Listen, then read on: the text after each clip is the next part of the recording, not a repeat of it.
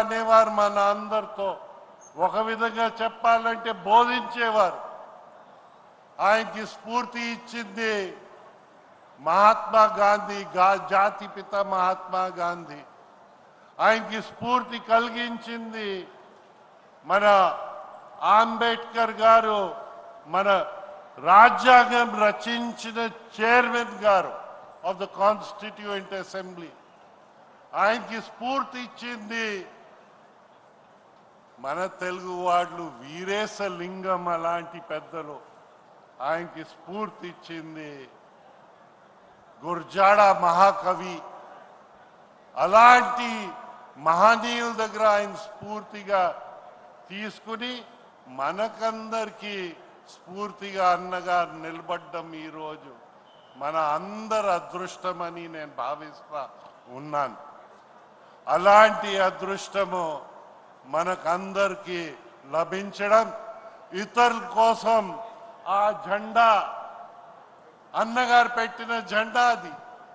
ఆ పసుపు అంటే మనకి పుణ్యమైన రంగు. ఆ చక్రము శ్రమజీవుల కోసం, ఆ నాగలి రైతు కోసం, ఆ గుడ్సే మనకి అందరికీ తల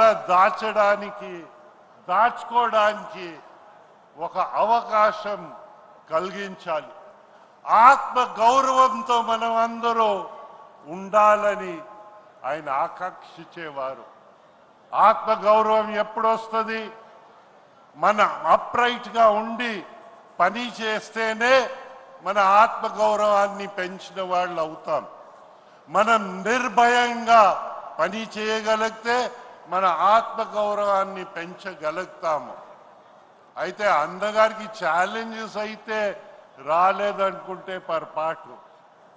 మనం చూసాము ఈరోజు మనకి ఆపోజిషన్లో ఉన్న వాళ్ళని పైన ఎలాగ ఈడీలు ఇవన్నీ వాళ్తారో, లేని కేసులు పెడతారో, అన్నగారి పైన కూడా లేని కేసులు పడ్డాయి.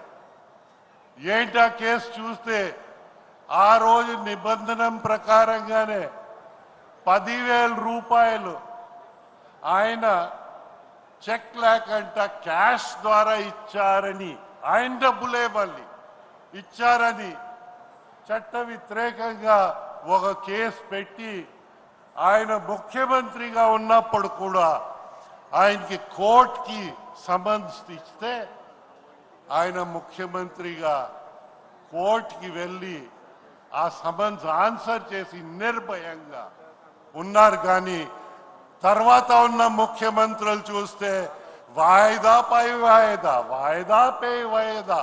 అది కూడా కేసు ఏంటి? 43,000 కోట్లు ప్రజాధనాన్ని మింగేసిన వాడు. వాయిదా పై వాయిదా వెళ్ళి గిన్నీస్ బుక్ ఆఫ్ వరల్డ్ రికార్డ్స్లో వాయిదాల్లో దూరిన వ్యక్తులు కూడా మనం చూసాము. అయితే మన గౌరవాన్ని, మన ఆత్మ గౌరవాన్ని అన్నగారు బలం చేయించారు. మన న్యాయ వ్యవస్థని ఆయన అవాయిడ్ చేయలే. మన చంద్రబాబు నాయుడు గారు ఎక్కడ ఫరార్ కాలే. ఆయన్ని కేసు లేకంట జైల్లో 52 రోజులు పెట్టినా ఏ లొంగలేదు. కోర్టుకి సిగ్గు విడిచి ప్రభుత్వం ఆనాడు ఓ పిటిషన్ వేశారు.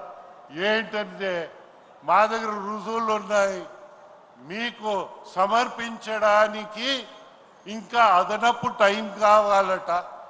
అంతవరకు చంద్రబాబు నాయుడు గారిని జైల్లోనే ఉంచాలని. ఇలాంటి ప్రభుత్వాలు మనం చూడలేదు. మన ఏంటంటే మన నాయకత్వం నిర్భయంగా ముందు వెళ్ళాలని అది అన్నగారు రుజువు చేశారు, చంద్రబాబు రుజువు చేశారు, ఇప్పుడు యువ నాయకులు కూడా రుజువు చేస్తున్నారని వారి చరిత్ర, వారు నడిచే తీరు చూస్తే మాలాంటి మనుషులకి ఆనందం వేస్తుంటుంది. మేము చేసిన పని